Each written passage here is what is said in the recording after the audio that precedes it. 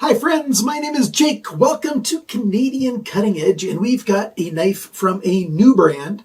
This is Beyond EDC. In some places they use the full word Beyond, other places it's like their logo shows the letter B apostrophe YOND. Beyond EDC, made in China, knife company, and I've got one of their more low-priced knives. I think this is their second lowest priced knife, $52. The only place I saw this thing listed is at their website, beyondedcknives.com, for 52 American shekels. We've got a satin blade. It's Sandvik 14C28N. We've got a micarta liner lock handle. It's 3D milled, and you've got this nice rich brown color, or you've got a black or a dark grayish is what probably more accurate to call it, a dark gray micarta. So those two choices if you want to get this thing. It's mostly ambidextrous. You know, the liner lock is a right-handed liner lock, but you've got a right and left pocket clip, and you've got a flipper that makes it easy to actuate the knife in either hand. It's a smaller knife, but it is a little bit over 3 inches. You want all the details. You want some nice close-up pictures. You want the Canadian Cutting Edge review. I try to do my reviews so that all of your answers are questioned. I try to do my reviews so all of your questions are answered so that you can make an informed purchasing decision. That's what I'm trying to do in this video. We're going to do a teardown. We're going to give you all that information. Thank you to my supporters. I really appreciate it very, very much. I'm going to thank you now instead of at the end of the video. Without you guys, Canadian Cutting Edge wouldn't be here. If you want to support Canadian Cutting Edge, you can go to patreon.com/CCE or simply click that join button that's below the video. Now, without any further chit-chat or ado, let's get to the tabletop and take a good close look at the Beyond EDC EURUS. To the eagle-eyed among you, I must confess, I did not listen to myself. I did cut toward my thumb instead of my chum. It's a nice little cut, pretty much on this kind of angle, you know, right down on the side of my thumb right there. Didn't hit my nail, so it's doing okay. It's recovering, but the side of my thumb is a little bit sensitive. But I can still use it to do what I need to do with this knife. This is a pretty good knife. By the way, the name EURUS on their website, they're saying that this is a Greek east wind that can be your gentle breeze. Now, I don't know if I want a gentle breeze for a knife or if I want a hurricane in my hands. Sometimes you need either one of those analogies, you know, in the form of a knife. Sometimes you want something that's just, you know, brutal like a hurricane or a tornado. And sometimes, you know, you just need a gentle breeze of a knife. And to be honest with you, I think this knife can do pretty much both of those things fairly well. It's a pretty good knife design. We've got a, you know, straight spine. This is a fairly thick blade here. It's just the tiniest bit shy of 1/8 of an inch thick. We've got a drop point here. We've got a flat grind there. Yeah, it's all dirty. My fingers are all greasy and it puts residue on the blades. You know, clean. This looks really, really nice. We've got vertical grind lines both on the flat here and on the bevel. They've got their logo right there. I like it on the flats. It's not too big, not too dark. And on this side, it says 14C28N, then BEDC-2104. It doesn't say EURUS. I wish it would say EURUS there instead of having that model number, but that's what you've got. And we've got a sharpener's choil that looks like it's a good-sized sharpener's choil, but this plunge here, going from the full thickness of the ricasso to the, you know, stable angle here of the main bevel, it's too slow. It takes too long of that transition. So you are still in that transition after the sharpener's choil ends. So the sharpener's choil is too small or the plunge is too long. You can say it either way. In any case, when you're sharpening this knife, you are going to probably mess up on the heel of that blade, especially if you're using a guided sharpening system with this nice clean spot to clamp onto. But your stone is going to ride up and make a bit of a mess right there. That's my prediction. You know, that prediction comes out of experience, a lot of experience sharpening. By the way, for those of you who aren't aware, I have a knife sharpening business, custom knife sharpening business. I do not use power tools to sharpen the knives. I think steel is precious even on budget knives, and so I hand sharpen all the knives that I sharpen. And if you need some knives sharpened, just contact me. My business website is CanadianCuttingEdge.com. There you go. You can look that up, and all my contact information is there. Back to the blade. How well does it cut? Well, it actually cuts quite well. We do have a very tiniest little bit of a recurve here. I don't know if it's enough to really call it a recurve. I think your typical inch-wide sharpening stone will have no problem sharpening this knife. And then we've got the belly here, and it comes up to a pretty good point. The full thickness of the blade, of course, follows this whole flat area here up to here. And so that's where it starts getting thinner, which means that 1/8 of an inch to the tip, it's less than an inch long for that transition. Makes for a very strong tip. And I did tip testing. I do test all the knives that I review, and I try to test them thoroughly. Came through with flying colors right there. And the cutting, quite good. The edge is nice and thin. The blade shape is really good for that. Stabbing worked quite well as well. I like that the flipper turns into a guard, like most flipper knives do. So quite nice that way. And the cutting and slicing action, I'm very, very happy with that. That brings me to how good it feels in the hand. Now, part of that is still on the blade. This jimping, it's not long enough. They did a little bit of a chamfering of the edge. I wish they would have done that chamfering all the way along or put a swedge in or something, but just a tiny bit of chamfering and then 4 lines milled in there for the jimping. That's only if your thumb is way back here. If you need to put your thumb up here to really push through something, I wish there was some jimping, more jimping up here. Even if it was just double the length, it would be better, but I think triple the length would be really, the best if that's what they would have done. So the jimping's good. It's just the right amount of aggressiveness on that jimping, but there's way too little of that jimping. Now to the handle. We've got 3D milled micarta. And so it's thickest right down the middle, of course. So the milling comes down. And then they've got this chamfering right here as part of your grip on either side. So that's quite nice. They didn't do a cutaway here to get to the lock release. Instead, the lock arm stands proud of that section. It's got some jimping on the top of it. And yet it's a little bit polished and smoothed out. So it's not rough to the touch. And it's easy to get in there with your thumb and pull the lock aside and disengage. And yet the detent is good to hold the knife closed, and so the action is really good on this. And when I do that Canadian centrifugal test, holding the knife and doing a really hard flick, even with my whole arm, it holds the knife in place properly. So it passes, the Canadian Border Services Agency test, although it's a flipper. So if you buy this and you're having it imported directly into Canada, and if it gets inspected at the border, this would probably not pass that inspection because it's a flipper. But the action's good. Alignment's good when it's closed. It's right down the middle.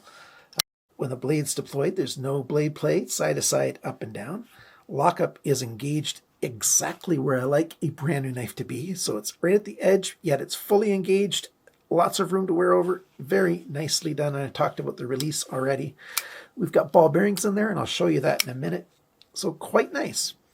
We've got pivot collars on this handle. So not only do we have screws that have a huge head, that's a pretty wide screw. Then we've got another big pivot collar. I think it's too big for this knife. Visually, that's a bit big. That said, it's also too big for the handle. You see, like I said, the handle's 3D milled round. Over here, the edge is flush with the micarta in most places, but right here, the pivot collar sticks out. So you've got a sharp edge, not sharp as in, you're going to cut yourself, a sharp edge as in a 90-degree edge sticking out of the micarta at the bottom right there. So I think they should have gone with slightly smaller head screws so that they could have a smaller pivot collar if they wanted to do it at this angle. And I think a smaller pivot screw just might look better there. But it's a T8 screw and it's good stainless steel. And like I said, we'll tear it down and show you how it's made if there's a D-shaped pin. The rest of the screws here, these are T6 size screws. I hate T6 size screws, but thankfully these T6 screws, let me pull up my YOND driver here. When you put the screwdriver in there, there's not a lot of play, and it goes in, at least a bit. They're not super shallow, and I think it's going to be pretty safe to disengage, to take these screws out without stripping them out. I still recommend something like Drive Grip anti-cam out fluid on T6 screws, but these screws seem to be okay. We've got a spacer on this side for the pocket clip, and on this side, the screws, they stick out a little bit, so there's not quite as much room in there, but I think there's enough room, and it comes down, and there's a slight flattening effect up there. So it's pretty much a full depth pocket clip. Let's see how well it goes into a pocket. Climbs over right away like it should and goes down to the full depth. And there's enough room in there. You can still have enough room to easily move it side to side. So that's good. So this is not too thick for it. And, the knife goes and sits in there really well. So that's pretty good. One other thing that I didn't mention yet is we've got a lanyard hole there. It's like a stretched out or a oval racetrack style hole there. I do wish they would have chamfered the edges because it's a little bit of a sharp edge there, but not a big deal. You can easily fit 550 paracord through there, not a problem. And pins, or the body screws, whatever you want to call that, they're just bars. They're just flat. So you don't have any of that 3D milling like most standoff screws have on pocket knives. It does give it a bit of a plain look, so it's not as good looking as a lot of screws are. That's what you get, and that's what they've offered. So open pillar construction, and then we've got the liners in there, and you can see that these liners are not skeletonized. Do you want to see everything else about the inside of this knife? Well, let's take it apart and find out. Here it is taken apart, and you can clearly see, the dirt buildup right there and back there. I do actually carry the knives. I do really test the knives, and it performed fairly well. We've got slightly polished liners here. We've got very tiny little steel ball bearings in phosphor bronze cages. Not the most efficient, but hey, they're pretty good. Here's the screws. The screws do not have any thread locker on them. They're pretty good. They're not great screws by any stretch of the matter, but they're pretty good. Pivot collar, nice big plain pivot collar. You can see the cutout for it right there. And it's okay. These screws here, they do have the little standoffs on them, so they're a little bit more sturdy. They hold, everything in place really well, so that's good. And, they get the milled out section there for the ball bearings. It's a little bit dirty in there. I'll clean that all up and put in my Gunny Glide because I really, really like this stuff. I just did a review of that stuff. There's a tiny little stop pin there, and it's mostly hidden. I don't know if you noticed before, you couldn't really see the stop pin, and that's because, the knife comes up and sort of hides in there. So that's pretty good. And when it's closed, the stop pin is hidden again. Yeah, I like it. Does it need a bigger stop pin for a knife this size and this weight? Yeah, probably not. I've got my zoomed in lens. A couple things I forgot is, yes, it's got a D-shaped pivot pin, and there is a D-shaped slot right there. And they actually chamfered the side of the intake right here. So when you go to close the knife, the detent ball rides up that little bit of a chamfer, makes it a little bit easier when you're closing the knife. So a couple nice things. So now let's get over to doing all the measurements. Let's start with the size comparison on the Ontario Rat 1 compared to this knife. Clearly, it's a smaller knife. It's not an awful lot smaller. Like if you put the tip of the blade by the heel of that one, yeah, you've just got a little bit more edge on the Ontario Rat 1. There you go. The weight of this knife, 86 grams, 3.03 ounces. Pretty good. The factory sharpness, 175 bests.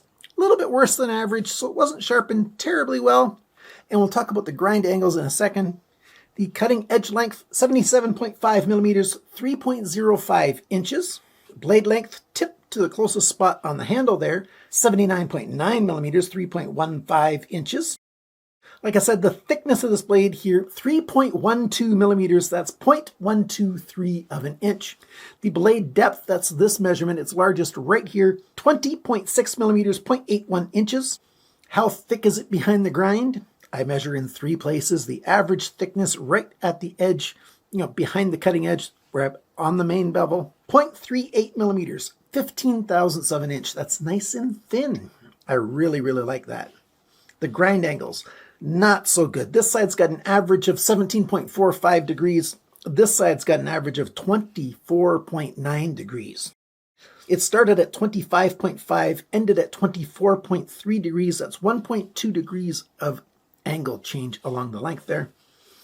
This side started at 16.5 degrees and went to 18.4 degrees. That's 1.9 degrees of change. So the angle change isn't that great from one side to the other, but 17.5 and then 25, just rounded slightly, that's quite the angle change. Yep. I just cut my finger. I had cut my thumb, and now I just cut the tip of my finger. So we'll go over the rest of those measurements in just a moment. I got to go get myself a Band-Aid. It's just the slightest cut right there. It's very minor, but it's bleeding quite a lot. So just to stop the bleeding, I put that on there. I think I pulled my finger across there. Hopefully, I'm just shooting at 30 frames a second, so I can't really slow it down. Anyhow, it's nothing major. Back to the knife measurements. The handle length, 105.8 millimeters, 4.17 inches. The grip area, it's right around 9 centimeters, about 3.5 inches. The thickness of the handle, not counting the pocket clip, 14.3 millimeters, 0.563 of an inch. It's actually not as thick as that sounds. It feels thinner than that sounds, so I don't mind that handle thickness. The handle depth within this grip area, it's widest or deepest right here, 23.6 millimeters, 0.929 of an inch. And when the knife is closed, where's the widest point? I think it's right here, just barely bigger than this, 25.3 millimeters, 0.996 of an inch. And the total length of this knife from tip to tail, 186 millimeters, 7.32 inches. By the way, I didn't show the balance point on this yet. Right there. So I wouldn't mind if the balance point was right, behind that sharpness shoulder, right where your index finger sits is where I prefer the balance point to be. But hey, that's not bad at all. And now, after I've lubricated it with Gunny Glide, it feels even smoother. I'm very, very happy with that. Some things that I would change if it was mine, if I was making this, I'd put, and these are just the okay things. These aren't cons. They're certainly not pros, but they're not really cons. Add some more jimping, but make that sharpness choil bigger or make that plunge happen a little bit quicker. It's not a big deal, but, I'd change that. This pivot collar being exposed right here, make that smaller like I talked about. Those are things that I would change, so maybe it's the looks or maybe it's just slightly bit off. What are the pros on this thing? Well, the main 5 things about a pocket knife are good on this thing. What are the main 5 things in my opinion? Well, the action, lockup, alignment, release of the lockup, and the detent. They got all those things quite good. I really am very happy with that. So this EURUS, satisfies. The one con that I definitely would change, that I think they should change, T6 button screws. I despise T6 button screws. These happen to be fairly decent quality screws, so you're unlikely to strip them out. They don't have Loctite in them, so that helps. But I really dislike T6 screws and T6 button screws especially. There you go. This is the EURUS, that gentle wind from eastern Greece, that Greek gentle wind. Yeah, I recommend it. Thank you so much for watching, for liking, sharing, commenting, and subscribing.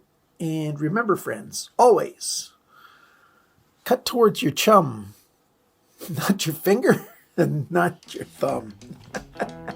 And if you did cut yourself, get better soon. Have a good one.